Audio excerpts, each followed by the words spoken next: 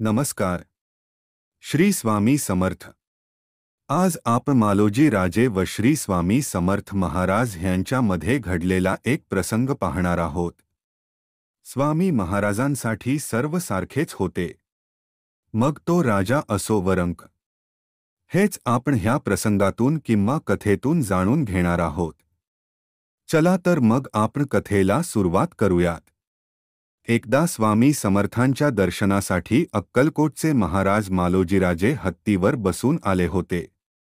जेव्हा त्यांनी स्वामी समर्थांच्या चरणावर मस्तक ठेवले, तेव्हा त्यांनी मालोजीराजे यांच्या श्रीमुखात दिली व म्हणाले, तुझे मोठेपण तुझ्या घरात, ते येथे कशाला पाहिजे?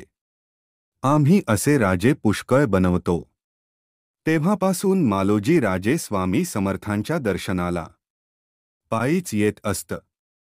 ह्यावरून आपल्याला कळते की स्वामी समर्थ महाराजांच्या दरबारात सर्वांना सन्मान न्याय होता.